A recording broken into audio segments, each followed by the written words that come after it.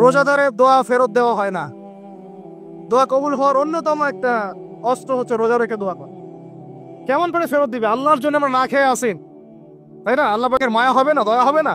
আমার বান্দা না খেয়ে আছে, আমার বান্দা পানি ত্যাগ করছে, আমার বান্দা স্ত্রী সহবাস ত্যাগ করছে, হালালগুলো ছেড়ে দিয়েছে আমার জন্য।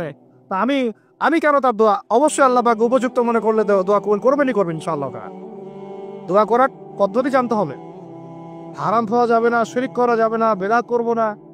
ইনশাআল্লাহ দোয়া করার আগে আল্লাহর প্রশংসা করব, নবী সাল্লাল্লাহু আলাইহি ওয়াসাল্লামের প্রতি দরুদ পড়ব। ঠিক আছে? দোয়া কবুলের সময়গুলো বেছে বেছে দোয়া করব, ইনশাআল্লাহ দোয়া কবুল হবে। দোয়াকারী যখন দোয়া করে আমি তার দোয়া শ্রবণ করি। সুবহানাল্লাহ। ফালিয়াস্তাজিবু লি ওয়াল ইউমিনু বি, আমি তার দোয়া শুনি, অতএব সেও যেন আমার কথা শুনে। সুবহানাল্লাহ। এবং আমার প্রতি ঈমান নিয়ে আসে। তাহলে রোজা রেখে বেশি বেশি কি করব বুঝে ফেলছেন? কি বলেন? দোয়া করবেন। কোরআনের পরে কিসের কথা আসছে? রোজাদারের দোয়া ফেরত দেওয়া হয় না। দোয়া কবুল হওয়ার অন্যতম একটা অস্ত্র হচ্ছে রোজা রেখে দোয়া করা। কেমন করে ফেরত দিবে? আল্লাহর জন্য আমরা না খেয়ে আসেন, তাই না? আল্লাহ পাকের মায়া হবে না, দয়া হবে না? আমার বান্দা না খেয়ে আছে, আমার বান্দা পানি ত্যাগ করছে, আমার বান্দা স্ত্রী সহবাস ত্যাগ করছে, হালালগুলো ছেড়ে দিয়েছে আমার জন্য। তা আমি কেন তার দোয়া? অবশ্যই আল্লাহ পাক উপযুক্ত মনে করলে দোয়া কবুল করবেনই করবেন ইনশাআল্লাহ। দোয়া করার পদ্ধতি জানতে হবে। হারাম খাওয়া যাবে না। হারাম রিজিক থাকলে বিশ্বাস করেন আমি এমনি কথা বলতেছি না। নবী সাল্লাল্লাহু আলাইহি ওয়াসাল্লাম বলেছেন, ইন্নাল্লাহা তাইয়্যিব লা ইউকবালু ইল্লা তাইয়্যিব। আল্লাহ পবিত্র, আল্লাহ পবিত্র ছাড়া গ্রহণ করেন না, কবুল করেন না। মুসাফিরের দোয়া আল্লাহ ফিরাই দেন না। সেই মুসাফির যদি হারাম খায় সেই দোয়াও কবুল হচ্ছে না। একজন মুসাফির হাত তুলে দোয়া করছিলেন, নবীজি বলছেন মাথায় ধুলা, গায়ের কাপড় ঠিক নাই। মুসাফির সেজদায় আল্লাহর কাছে দোয়া করছে, হাত তুলে দোয়া করছে, আল্লাহ আমাকে এটা দাও, ওইটা দাও, ওইটা দাও, ইয়া রব্বি ইয়া রব্বি ইয়া রব্বি। নবীজি বলছেন এই ব্যক্তি যদিও মুসাফির কিন্তু কিভাবে তার দোয়া কবুল হতে পারে? তার পানীয়টা হারাম, তার খাবারটা হারাম, তার পোশাকটা হারাম। যেতে পারছি ভাই? রোজা রেখে বেশি বেশি ইস্তেগফার করবেন। কি করবেন বলেন? রোজা রেখে বেশি বেশি ইস্তেগফারের সবচেয়ে ছোট্ট বাক্যটা হচ্ছে আস্তাগফিরুল্লাহ ওয়া আতুবু ইলাইহি। কি বললাম বলেন? আস্তাগফিরুল্লাহ ওয়া আতুবু ইলাইহি। এইটুকু পারা যাবে না? দিনে কমপক্ষে 100 বার। কতবার? দিনে কমপক্ষে 70 বার বা 100 বার। দিনে কমপক্ষে 70 বার বা 100 বার। আরো বেশি পারলে আরো ভালো। ওই যে হিসনুল মুসলিম একটা বই আছে না, বা কিতাবুজ জিকির, কিতাবুদ দুআ, আল আসকার, এমন অনেক বই পাওয়া যায়। এই বইগুলো কিনবেন, ওখানে দেখবেন অনেক জিকির আজকার দেয়া আছে, দৈনন্দিন জিকির আজকার দেয়া আছে, তাসবিহ তাহলিল দেয়া আছে, সকাল সন্ধ্যার মাসনুন দোয়াগুলো দেয়া আছে। এগুলো মুখস্থ করেন। কিছু হলেই হুজুর দোয়া করে দেন, হুজুর ফু দিয়ে দেন, হুজুর পানি পড়া দেন। আগে হুজুরের উপর ডিপেন্ডেন্সি কেন? নিজে আল্লাহর কাছে চাওয়া শিখেন।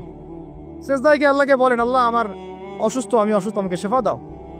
সেজদায় গিয়ে বলেন যে আল্লাহুম্মা আতিনা ফিদ দুনিয়া হাসানা ওয়া ফিল আখিরাতি হাসানা ওয়া কিনা আযাবান নার। হাত উঠান, আল্লাহকে বলেন, আল্লাহুম্মা আইনি আলা যিকরিকা ওয়া শুকরিকা ওয়া হুসনি ইবাদাতিক। আল্লাহকে বলেন, ইয়া শাফি, ইয়া আল্লাহ, ইয়া রহমান ইশফিনি, আমাকে শেফা দান করেন। আগে আল্লাহর সাথে কথা বলা শিখেন, তাই না ভাই? তারপরে দোয়া নিবেন, পানি পড়াও নিতে পারেন, ঝাড়ফুঁক দিতে পারেন, সেটা আছে বৈধতা অবশ্যই, এটাও ঠিক আছে। কিন্তু আগে আপনি আল্লাহকে চিনতে শিখেন। বেশি বেশি রোজা রেখে ইস্তেগফার করবেন, আল্লাহ পাক তৌফিক দান করেন, আমিন। একটা বইয়ের নাম বলেছে হিসনুল মুসলিম, আল আসকার, কিতাবুদ দুআ, এরকম অনেকগুলো বই আছে বাজারে। এগুলো কিনে বাসায় মুখস্থ করার চেষ্টা করেন, আল্লাহ পাক তৌফিক এনায়েত করেন, বলি আমিন। আল্লাহর ওয়াস্তে সাহরি এবং ইফতারে মুসলমানের মতো খাবার খাবেন, জানোয়ারের মতো খাবার খাবেন না। সাহরি এবং ইফতার এই দুটোতে কি খাবেন? মুসলমানের, মুমিনের মতো খাবার খাবেন, জানোয়ারের মতো খাবার খাবেন না। আল্লাহ পাক বোঝার তৌফিক দান করেন। মানে আমরা কিন্তু সাহরিতে কি করি জানেন? 7 পেট খাই। কয় পেট? নবীজি বলেছেন খাবে পেটের 1 ভাগ খাবার, 1 ভাগ পানি, 1 ভাগ, আবার বলি 1 ভাগ খাবার, 1 ভাগ পানি, 1 ভাগ। কার পেট খালি আছে এখন? খাওয়ার সময় খাওয়ার টেবিলে আমাদের ওস্তাদরা বলেন যে মুসলিম উম্মাহ, আমাদের ওস্তাদরা বলেন যে মুসলিম উম্মাহ খাবার টেবিলে হেরে গেছে সে কখনো জিহাদের মাঠে জিততে পারবে না। বুঝতে পারেন নাই? বুঝতে পারলাম না মনে হয়। যারা খাবারের টেবিলেই হেরে গেছে, এখানেই তো আপনি সুন্নাহ মাফিক খাইতে পারতেছেন না, প্রবৃত্তির কাছে হেরে গেলেন। গপ গপ গপ গপ করে খাচ্ছি 7 পেট ভর্তি করা। এখানে তো খাবারের সামনে হেরে গেলাম, প্রবৃত্তির সামনে। সে আবার কাফেরদের সাথে জিতবে কেমনে? জিতবে আগে নিজে প্রবৃত্তির উপর জিহাদে তো জিততে হবে। আমার মন চাচ্ছে জেনা করি, করবো না, এটার নাম জিহাদ, এটাও জিহাদ। মন চাচ্ছে সুদ খাই একটু, খাবো না, এটার নাম কি? জিয়া। মন চাচ্ছে নামাজ না পড়ি, ঘুমায় থাকি, মন চাচ্ছে না, মন বলতেছে ঘুমাই ঘুমাই ঘুমাই, কিন্তু নামাজ পড়তে হবে। এই উঠলাম, বজু করলাম, গেলাম, এর নাম কি? এটাও এক প্রকার কি? বরং নফসের সাথে জিহাদটা অনেক বড় জিহাদ বলা হয়েছে, বলা হয় নাই? এটা মানুষকে শক্ত করবে। একটা মেয়ে সেটা প্রেম করতে মন চায়, করবো না, ওকে দেখবো না, যাবো না কাছে, এটা এটা শক্ত থাকার নাম কি? এটা মনের নফসের সাথে কি বুঝে? আল্লাহ পাক আমাদেরকে নফস শক্ত করে তৌফিক দান করেন। তো ভাই, খাবার ইফতারেও এভাবে ছাটপেট খাবেন না, সারিতেও খাবো না, কথা করি তো ইনশাল্লাহ।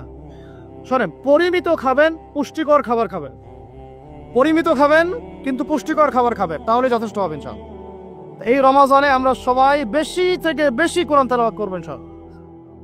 কারা কারা পারি হাত তুলি? আলহামদুলিল্লাহ, কামা সবাই পারেন কোরআন তেলাওয়াত? মাশাআল্লাহ মাশাআল্লাহ। এইটাই তো চাই, বাংলাদেশের ঘরে ঘরে প্রত্যেক ব্যক্তি যেন কোরআন তেলাওয়াত করা জানে, এটাই তো আমরা চাই। এমন যদি হয় যে 100% মানুষ কোরআন তেলাওয়াত করতে পারে, 16 কোটি মুসলিম, দিন কায়েম হয়ে যাবে ইনশাআল্লাহ। ইনশাআল্লাহ ইনশাআল্লাহ। ভিতরে কাজগুলো করেন, আল্লাহ পাক তৌফিক দান করেন। তো ভাই, কোরআন আমরা রমজানে বেশি থেকে বেশি পড়বো ইনশাল্লাহ ভাই, ঠিক আছে? যারা পারি না, একটা লিমিট ফিক্স করি, কমপক্ষে দিনে 1 পারা, দিনে কমপক্ষে কমপক্ষে 1 পারা, তাহলে 30 দিনে 1 খতম হবে। ওকে, আরো বেশি পারি 2 পারা, তাহলে 2 খতম হবে। আরো বেশি পারি 3 পারা। এমন আমাদের ইমামদের যুগে, আমাদের 4 ইমামদের যুগে, সলফে সালেহিনদের যুগে প্রতিদিনই একটা করে খতম দিতেন তারা। সুবহানাল্লাহ। তাদের সময় আল্লাহ বরকত দিয়েছিলেন, সুবহানাল্লাহ। সারা রাত জেগে তেলাওয়াত করতেছেন, নামাজ পড়তেছেন, দিনের বেলা তেলাওয়াত করতেছেন। রমজান মাস হচ্ছে কোরআন নাজিলের মাস। এই মাসে যে হতভাগা কোরআন পড়তে পারলো না, তার জন্য আফসোস করা ছাড়া কিছু করার নাই। রমজান মাসে কোরআন আগে পড়বো, কোরআন শিখবো, না পারলে কি করব? না পারলে 1 মাসে শিখবো, অন্যকে শেখাবো, কোরআনের দার্স দিব, কোরআনের মাহফিল হবে, কোরআনের তাবলিগ হবে, কোরআন নিয়ে আলোচনা হবে ইনশাআল্লাহ। আমরা জানবো কোরআনের মধ্যে কি আছে। এটা জানার সবচেয়ে উত্তম মাস হচ্ছে কি? রমাদান। আল্লাহ পাক তৌফিক দান করেন। আমি যারা আমরা আরবি জানি টুকটাক ভাঙাচোরা, তারা আমরা একটা অর্থ পড়বো ইনশাআল্লাহ। যারা আমরা আলেম ওলামা আছে অনেকেই, যারা ইফতা দিয়েছি, দাওরা দিয়েছি, বা আমরা তালিব ইলম ওলামা ইকরাম যারা আছে, আমরা এই কোরআনের তাফসিরগুলো পড়বো ইনশাআল্লাহ। মানে কোরআনময় রমাদান, কোরআনময় কি? এবং চেষ্টা করবেন, আমার খুব ইচ্ছা হয় যদি আল্লাহ পাক আমাকে ক্ষমতা দিতেন বা তৌফিক দিতেন, আমার ইচ্ছা হয় যে রমজান মাসে বাংলাদেশের যত মসজিদ আছে সমস্ত মসজিদে কোরআন শিক্ষা ফ্রি হয়ে যাবে। ভালো উদ্যোগ না? বাংলাদেশে কত মসজিদ আছে? হাজার না লাখ? লাখ না কোটি? হয়তো কোটি কোটি মসজিদ থাকতে পারে। প্রত্যেকটা মসজিদে যদি বিনামূল্যে কোরআন শিক্ষা কার্যক্রম করা যেত রমজান মাসে, 1 মাসে আপনি দেখতেন প্রায় মিনিমাম 5 কোটি মানুষকে কোরআন শেখানো যায়। তাও হাতে কলমে, তাও কি হাতে কলমে, বই দেওয়া হতো ফ্রি। আর ওই যারা টিচার ক্লাস নেবে ওদেরকে বেতন দিব, ভাতা দিব সরকার থেকে। দেওয়া যায় না? দেওয়া যায় না? আচ্ছা, যদি গভর্নমেন্ট নাও দেয়, আপনারা জাকাত থেকে দিতে পারেন, সদকা থেকে দিতে পারেন, পারেন না?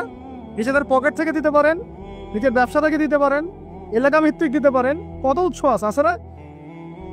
যদি এভাবে প্রত্যেকটা মসজিদ থেকে কোরআন শিক্ষা কার্যক্রম চালু করা হয় রমজান মাসে, আমরা দোয়া করি আল্লাহ পাক যেন এই কথাটা পৌঁছে দেন উপরের লেভেলে, এবং তারা উদ্যোগ নেয়। জানি না উদ্যোগ নেবে কিনা, আমাদের দায়িত্ব পৌঁছে দিলাম। তো অ্যাটলিস্ট যদি সবগুলো মসজিদ নাও হয়, প্রত্যেকটা এলাকায় যদি একটা করে মসজিদও হয়, তবুও দেখবেন কয়েক কোটি মানুষকে কোরআন শেখানো যাবে ইনশাআল্লাহ। কোরআন ছাড়া এই জাতিকে আপনি ফিরাতে পারবেন না। কোরআন ছাড়া এই যুবকদেরকে মাদক থেকে ফেরানো যাবে না। কোরআন ছাড়া এই যুবকদেরকে জেনা থেকে ফেরানো যাবে না। এই টিকটক প্রজন্ম হয়ে এরা নষ্ট হয়ে গেছে, শেষ হয়ে গেছে। বাংলাদেশে আশঙ্কাজনক হারে এখন সমকামিতা বাড়তেছে। আশঙ্কাজনক হারে এখন জেনা, ব্যভিচার, পরকীয়া এগুলো বেড়ে গেছে।